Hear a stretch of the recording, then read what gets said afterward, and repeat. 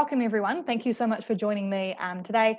In Auckland, it certainly feels like autumn is set in and we are sliding away from summer. So I hope if you're not in the city of Sales that you've got slightly better weather than we do today for sure.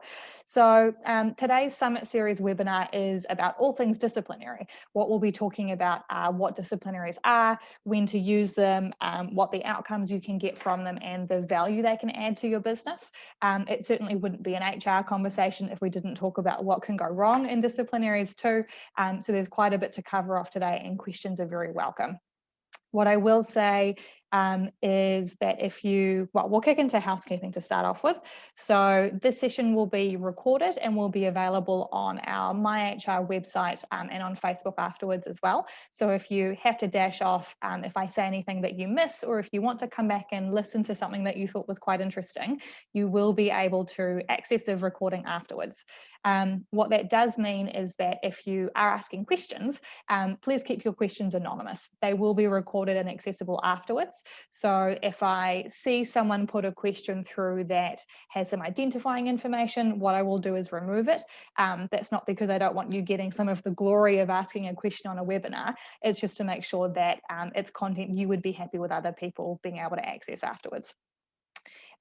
Questions are really welcome. I really invite you to ask questions in the session, particularly because we will be talking quite a bit about process. And as we all know, process really comes alive when we're talking about real life examples. So if you do have questions, please ask them as we go through. If it's something that I can fit into the flow of what I'm covering off, I will talk about it then. Otherwise, what I will do at the end of the session is loop back around and pick up any questions that I wasn't able to get to as we go through. So again, please do ask your questions. You can put them through in the webinar question and answer session, or there should be a chat function you can access as well. I'm not sure where I'm pointing to on the screen, but have a look at your options and flick them through there. In terms of content, the first thing we'll be talking about is what a disciplinary is, what it involves. We'll talk about when you can use one, when it's appropriate to do so. We'll talk about potential outcomes of a disciplinary, what the things are that you can try and achieve. Of course, like I said, we'll talk about what can go wrong. And finally, we'll cover off the value of a disciplinary and what it is that we're trying to do when we use them. So we'll get stuck in straight away. So a disciplinary is a consultation process for managing poor behaviour or poor results at work, is the high level summary. So it's a consultation process where you are putting your concerns with an employee's performance or behaviour to them. They get some time to go away and prepare their response and come back to you with their explanation for the results or their behaviour. And you as the manager or as the employer then make a decision about what you would like the outcome of that disciplinary process to be. So we'll go into all of that in a bit more detail, of course. The key point I want to make at this stage is that consultation is not the same thing as agreement. So when I say that you are putting your concerns to an employee, this doesn't mean that you are getting them to agree that they behaved like a dickhead and that a formal written warning is appropriate. Okay, so consultation just means that you are giving the employee a chance to comment on your concerns. You are giving them a chance to respond to those concerns, and you will consider what it is that they have to say before you make a decision about the outcome of a disciplinary. So if the threshold was that you had to get an employee to agree that their sales figures weren't good enough, or to agree that the way they talked to that customer wasn't appropriate, no one would ever be able to run a disciplinary. It would just be impossible to get off the ground. So consultation doesn't require their agreement, but it does require giving them a chance to provide their feedback. The purpose of a disciplinary, of course, is that you are setting expectations for someone's performance or someone's behaviour going forward. The purpose of them is not to punish someone for being rubbish at their job or to punish someone for having done something that wasn't acceptable. That's a part of it, but the purpose of that is to draw a line in the sand and say, this is not how we behave at our company, or this is not how we expect you to perform in your role. Here is what we are looking for from you going forward, and here is how we will support you to achieve those behavioural or those performance outcomes. A lot of people who are unfamiliar with disciplinaries or who are unfamiliar with this kind of work will go to the disciplinary as a punishment tool rather than as a corrective tool. So part of what me and my team work really hard to do is to focus on what your ideal situation is in the future, and use the disciplinary as a stepping stone to set those expectations for your employee and give them the support so that they can ramp up to what it is that you're looking for from them. So a disciplinary, in order to be a consultation process, has a few steps in it. I won't go into those in detail because we have lots of resources on the website to talk you through that, but it's important to cover off here as well. So the first stage is you would, having seen something that wasn't acceptable, having had a series of poor performance outcomes, or having done an investigation into some behaviour that you weren't happy with, you would, in it writing, put to an employee what your concerns were, and that's usually in a letter or in an email. There's a few things that's important to cover off in that first communication. The most important ones are being really specific about what the problem is that you're addressing, letting the employee know what the potential outcome of the process is, whether that's a formal warning or all the way through to dismissal. It's important to let them know that they can seek advice and bring a support person to the next meeting with you. And it's important to provide any evidence or any to give them all the information that you're considering and that will influence your decision later on. The purpose of putting all of this information to them is to make sure that it's not a surprise to them what the concerns are, and that they can fully respond to your concerns so that you can get a full picture from them about what happened or what the behavior was. Once you've had that first conversation with that first letter or email, the employee gets some time to go away and think about what they would like to say in response, and you will have a second meeting with them, which is all about them giving you their side of the story. That might be them providing you with correspondence that you weren't aware of, for example, or it could be them letting you know that the customer who's complained about them, they used to be in a relationship with, and their ex-boyfriend or ex-girlfriend has it out for them, so they're motivated to complain, which is a real life example I can give you. So it's a chance for them to give you their side of the story so that you have the original concerns and then their feedback, and you can weigh up which way you want things to go. So once you've heard their feedback and you've considered their response, you will then make a decision about the outcome of the disciplinary, which you propose to the employee to start with, what that outcome was going to be. So in a nutshell, it's a 3-step process. First meeting to let them know, second meeting to hear their feedback, and third meeting to communicate that decision to them. So when can you use a disciplinary? When is it appropriate to go into this quite admin heavy sounding consultation process? So you can use a disciplinary to correct behavior or performance is the short answer. So where you have someone who is repeatedly not hitting their sales targets, for example, where you have someone who is getting complaints about their customer service a lot if they're in a customer facing role, where you have a supply chain manager who is regularly not ordering the correct amounts of product, where you have a plumber on site who continues to have rework needing to be done on their work. All of these examples of performance that would potentially trigger a disciplinary process because they're not delivering in their role to the level that they need to be at. Outside of the performance concerns that you might want to run a disciplinary for, the other bucket of disciplinary matters tends to be behavioural. So where that's someone being rude or really difficult to work with their colleagues, where it's someone being really rude or difficult to work with customers, whether it's someone being difficult with their manager, someone behaving in a way that doesn't line up with your company's values. All of these behavioural concerns can be managed with a disciplinary. These are the two most common buckets that we see. The third one is what we refer to as serious misconduct. So these are your really extreme examples of someone punching or hurting a colleague or a customer, someone stealing from the company, someone sexually or racially harassing someone in a work context. All of these types of examples are behaviour that is not just difficult and hard to work with, but are actually quite beyond the pale. And so a serious misconduct disciplinary is available to you if you need to deal with an issue like that.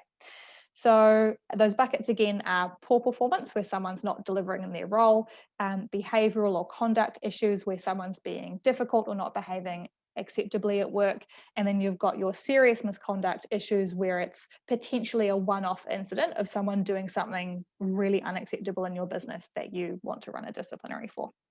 So that's when you can use a disciplinary. In terms of outcomes, because a disciplinary is a consultation process, there are different outcomes you can land on depending on the severity of the issue that you're dealing with. So if it's a performance issue, most of the time it will be in the order of a formal written warning for first offence, or for your first strike, if you wanted to call it that. After that, it would be a final written warning or a second strike if your performance hasn't improved.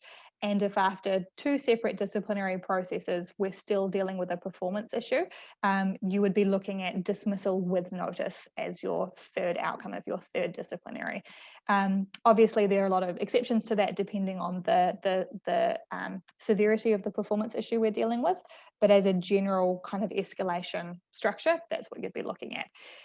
It's the same for misconduct. So where someone is behaving in a way that's unacceptable at work, the first strike would be a first written warning, or a formal written warning, sorry.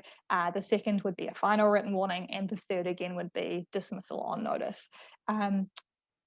The serious misconduct bucket tends to be the one that jumps straight to summary dismissal, which is dismissal without notice.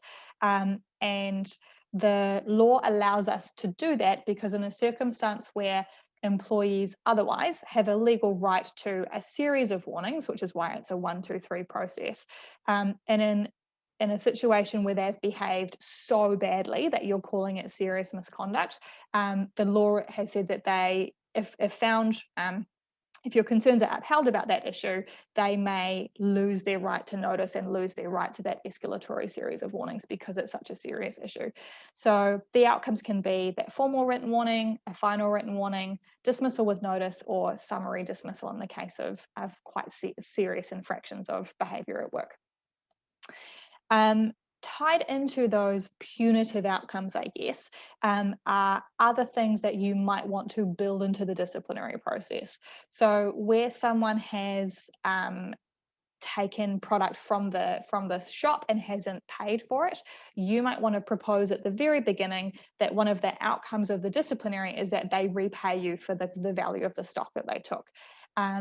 If they have repeatedly damaged a company vehicle, you might want to propose that they repay you the cost of the fixing of the company vehicle for the times that they damaged it. If it's an issue to do with harassment at work and they're still in the business after a disciplinary, you might want to require that they attend a sensitivity training or a leadership training, or if it's something like a drug and alcohol rehabilitation issue, you might want to propose that one of the outcomes of the disciplinary is that they're required to attend a rehabilitation centre or a rehab program. So on top of those punitive outcomes, the warnings, the dismissal options, sometimes it's appropriate to layer on other outcomes because we think that those other outcomes are going to ultimately help this person address the behaviour which was causing issues in the first place. So we've talked about what a disciplinary is, when you can use one, and the potential outcomes. I wanted to talk about what can go wrong in a disciplinary because part of our role, of course, is to make sure that the clients we support are avoiding legal consequences where they need to, and are also managing their team in a way that means that overall people are working harmoniously and working together as a unit to move forward. So in terms of what can go wrong in a disciplinary, there are a number of different ways it can go off the rails. So the first is if you as a manager or a business don't follow the appropriate and or correct process for a disciplinary. What can go wrong then is if the employee raises a personal grievance against your business, you might be liable for legal penalties. If the employee chooses to resign and later raise a personal grievance, they can raise a claim against you then. Those are the most immediate or practical concerns. But the other one is that the reason we go through this consultation process and we get the employee's feedback is to make sure that we have enough information to make the right decision. So we're not talking about wrongfully convicting people and sending them to prison, but if there is an issue in your business or if there is a problem, of course you want to make sure that you're dealing with the right person and dealing with the right problem so that overall the issue is resolved. So failing to follow an appropriate disciplinary process creates legal risk, but also creates risk that you haven't actually addressed the problem and it will continue to surface in your business. On a sort of related note, if you have someone who, and let's face it, we've all worked with these people, who's always the problem child, who you don't really have a lot of trust or a lot of respect for, it can be really easy when something comes up involving that person to assume that they're the one responsible. There are a number of times I have had managers that I've worked with who were dead certain that it was their trouble child who was causing issues. And when they started to go through the disciplinary process, it turned out it wasn't them. They just had a bit of a horns effect, not a halo effect. And they had to apologize to that person for going in so strong and then having to walk that back. So that's uncomfortable. It undermines your authority and your mana as the manager in the business.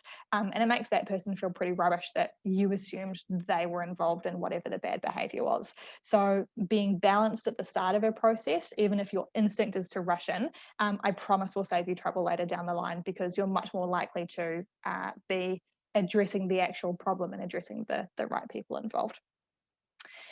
One of the other things that can, I would call it go wrong with a disciplinary is if the person's behavior and performance doesn't change. You've sent them some really clear signals at this point that their performance in their job or the way that they conduct themselves around their colleagues needs to improve, and it doesn't improve. This is kind of the worst case scenario in that you've put in the effort to support them, but you're still dealing with the same problems and it hasn't fixed the problem.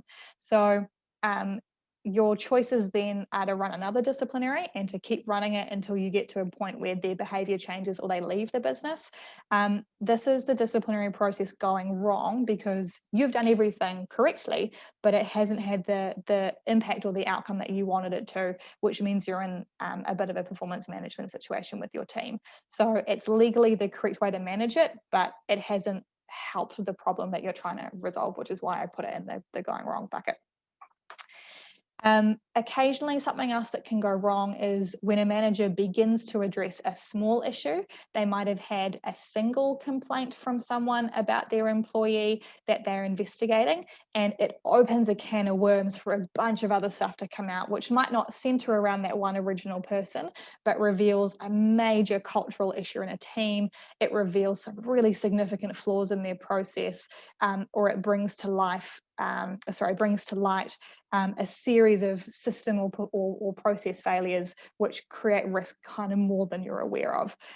This is the process going wrong because suddenly you thought you were dealing with small issue A, and now you're dealing with complex wrangly issue KYZ over here. So it's important that you become aware of it. You'll probably be glad it's come to light, but certainly it can be a bit of a shock when you thought you were dealing with a performance or a behavioral issue, and it becomes an issue that involves lots of people in your team or lots of customers or lots of systems in your business.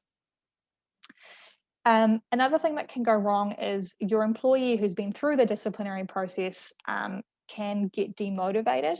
And I talk about this one more in the context of someone who is trying really hard to do a good job or is working really hard to change some of their behaviors or maybe their communication, but they just keep not getting there, and the disciplinary will demotivate them because they think, well, I'm putting all this effort in and busting my back to make improvements, and it's not being recognized. So when we're considering running disciplinaries with our clients, we work really hard to make sure that the client's clear about what the outcome is they want from this process, so that we can make sure the disciplinary is the right tool to try and get that outcome, rather than a tool that's going to go a bit sideways and be managed correctly, but the impact of that on the employee isn't what they expected.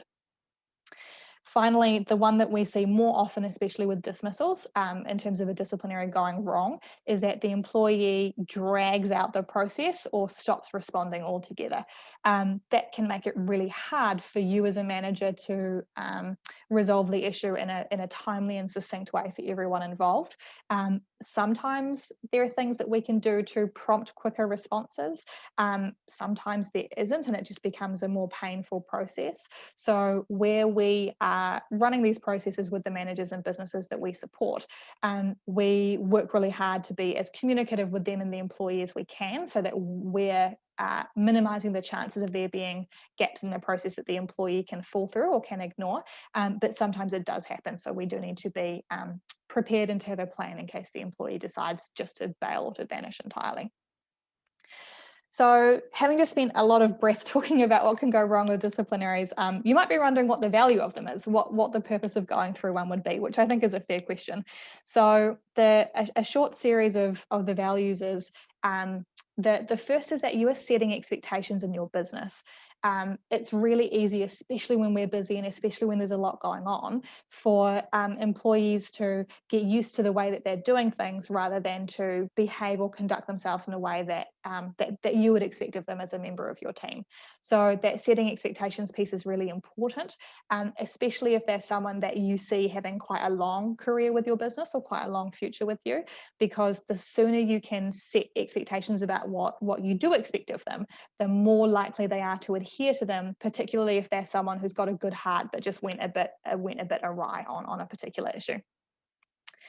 The second value is that part of the wrap up of a disciplinary process must be the support that you as the business will give this person to support them to make the changes that you're asking for, whether that's performance or behavioral. So the value of a disciplinary is setting out really clearly, usually in something like a performance improvement plan or a PIP, what it is that you will be doing to support them so that you are all working on the same page to get things done. And sometimes it can take the catalyst of an issue to trigger a disciplinary to get everyone talking on the same page and agreeing on what has to happen. And that's where a disciplinary can be really valuable, is getting everyone to talk about how you'll work to move things forward. The third value of a disciplinary, which is where we put our kind of legal protectionist hats on, is that it provides you legal protection if the issue gets taken outside of your business to a third party. What I mean by that is, I'm using a particular example. If you have had complaints about an employee's behavior, whether that's harassment or bullying, showing in the future, and if you've had complaints about someone's behavior, you need to manage it pretty quickly so that you are providing a safe workplace for everyone involved and managing that person's behavior as you need to. If you have a paper trail of having done that, whether it's notes of your conversations, maybe a record of discussion, maybe a disciplinary, if in the future someone who worked with that employee raises a personal grievance against the company for bullying, you have a really strong track record of showing that, in fact, you did deal with the issues and you dealt with it appropriately as concerns came to you.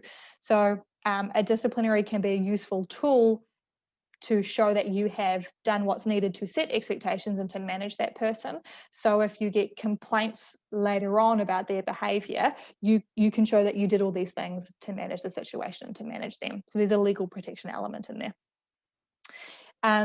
Cynically, and finally, the fourth value that a disciplinary has is it's one step on the road to dismissal if it's someone who's just hopeless and you don't see carrying on with your business. We like to think that people can change, and certainly we've seen a lot of that happen with clients that we support, but you do run across people who are, for whatever reason, not a good fit for the role, not a good fit for the team, or who aren't really interested in engaging in an improvement conversation. So the only legal way to dismiss these people is to run that series of formal warning, final warning, and then dismissal. So if you are dealing with issues as they come up and escalating to a disciplinary each time you need to, after 3 to 6 months to 9 months, you'll be in a place to dismiss, rather than not dealing with it and getting frustrated and the same issues keep happening, but you don't deal with it and there's no disciplinary, and then the last thing happens, you've lost your temper and now you want to dismiss them. trying to visually explain it, that's a big gap to try and bridge, to go from no action, no action, no action, no action to dismissal. Whereas if you've run these disciplinaries along the way, it's a lot easier to close that gap between the poor behavior and the dismissal if it's someone who's just not going to last in your business. So that was a really fast and furious series of topics. So we've talked about what a disciplinary is, when you can use one, what the potential outcomes are, what can go wrong, and what the values of running a disciplinary process are in the first place. That was all the content I wanted to cover today, and I can see that we've had some questions come through. If you haven't submitted a question and you would like to, you're very welcome to do one now. What I will do is pull up the questions that we have had come through and just check in on those and answer them right now. And yeah, we'll make sure we get through everyone's questions before we wrap up today. So our questions have just doubled, so thank you for sending them through. Anonymous asks, if someone just isn't very good at their job, then isn't a performance management plan the appropriate way to address that rather than a disciplinary process? That's a great question. So a performance management plan is not a disciplinary process, but it can come before or after a disciplinary. So a performance management process usually involves talking to the employee, agreeing that there are some performance concerns, and agreeing on some set targets or outcomes for them to achieve in a certain amount of time with a certain amount of support from the business. And that's certainly what we see and what we recommend with our clients in the first instance.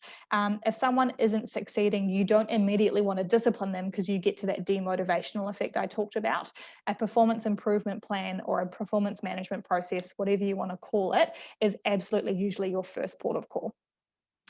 And in an ideal world, that performance management plan would solve the issue. The employee gets the targeted support they need, they have the clarity about what it is they need to work towards, they've had some pretty clear signals that they need to improve on this, and they do improve, and they become a star, and you don't ever have to have this conversation again. If at the end of that performance management plan, however, or performance improvement plan, they haven't hit those outcomes and targets and they haven't made those improvements, that's when you would start a disciplinary process to get them onto a formal written warning so that they appreciate how serious it is that they're not performing if it's at that level, and so that you are one step closer to moving them out of the business if you never see that improvement. What we advise our clients on avoiding is when you continue to run performance management processes but never actually get through a disciplinary for it, you're no closer to dismissing today than you were 6 months ago or a year ago. So you're totally right that a performance improvement piece, whatever you want to call it, is the right way to start. I would recommend thinking about moving that into a disciplinary if you don't see those improvements so that you can progress the situation and don't end up with just ongoing and infinity performance management plans. Ali has asked, will there be an available recording of the session? Yes, there definitely will. So either later today or tomorrow, once we have concluded the webinar, there will be a recording on the MyHR website as well as on Facebook. So you're welcome to go and take a look once that comes up. Maureen asks, can you run a disciplinary for both performance and behaviour at the same time? The short answer is yes, you definitely can. So if you have an employee with performance issues and behavioural issues at the same time, you want to wrap those into a single disciplinary, which covers off all of those concerns. So that's the way that it normally goes. The other angle to your question is, could an issue be a conduct or a behaviour and a performance issue? The answer is sometimes. Normally you can split them out, but yes, you can certainly run a disciplinary for both performance and behaviour at the same time. Anonymous asks, what about repeated lateness? For example, excessive absenteeism or weekly leave requests? The short answer is yes, you can run disciplinaries for lateness. So if an employee was late one time on a Wednesday and they said, I'm really sorry, there was a crash on the Southwestern motorway and I just was late to work, I would argue running a disciplinary for that is quite unreasonable. It was a one-off, it wasn't something within their control. and you don't really have any other concerns to manage. Where it's a habit and this person is regularly being late, if they're not communicating about it, if they are giving you excuses all the time, totally, I would start thinking about a disciplinary for that issue for sure. The weekly leave requests one is a bit harder to give a direct answer on because it depends a bit on the context. The short-ish answer is that you can discipline someone who is repeatedly absent or away from work without good reason. You can't discipline on the fact that they're asking for leave alone. So seek some expert advice on that one because it depends on the context, and without background info, it's a bit hard to give a straight answer. Erica asks, who should run the disciplinary meetings and process? What is the involvement of HR versus managers? And sorry if this has already been addressed. It hasn't been addressed, and that's a really great question, Erica, so thank you for sending it through. My strongly held view is that your manager should run the disciplinary process. As a manager, as the manager of the employee, the manager is responsible for their success. They're accountable for them. They're usually the person who decides on and negotiates for pay rises for that person. They hold ownership and management of that role, so they should be running the disciplinary. The role of an HR manager is absolutely to support the people manager, and that can include a bunch of things. So that could be role playing with the manager if they're, particularly nervous about the process. The HR manager is certainly there to give advice and usually to write up the disciplinary documents because there's often some quite specific legal content that needs to be included. So they're involved in a support capacity, but the person's manager should absolutely be fronting that process rather than the HR support. Maureen asks, what is the minimum length of time between starting this process and dismissal? We're in the middle of one at the moment, and the impact on the rest of the team is huge and very detrimental, so keen to speed it up as much as possible. That's a great question, Maureen. Thank you for sending that through. So the short answer is it depends, which is not what you're going to want to hear. The employee who's being a pain has the legal right to be given a series of warnings about their behaviour before you take them to dismissal. You also, as the employer, have to give them, quote, fair and reasonable time, unquote, to improve on their behaviour with support from you as the business. So if they swore at their manager once, that would be one disciplinary. If the next week they swore at them again, that would be a second disciplinary. And if the third week they swore at them a third time, that would be dismissal. So in that situation, it could be as short as 3 weeks. In my experience, it's often not as clear cut as that. Normally it's someone who is a bit of a menace or a bit of a bully or is quite manipulative and not proving, but being able to get enough examples of their behaviour to trigger a disciplinary together, and then giving them enough time to demonstrate improvement will normally drag it out to about 3 or 4 months. So it does quite depend on the issue that you're managing, but I would not expect it to be quick. I would expect it to be a longer process. Having said that, there are always other tools at your disposal which aren't disciplinaries. So give us a call, Maureen, if you haven't already, and we can talk to you about those options. But in terms of using the disciplinary process to move someone out, unless, like I said, it's kind of really clear acute issues, it tends to be, I would say, anything between 3 to 6 months is reasonable, and 3 months would be the shorter end of that.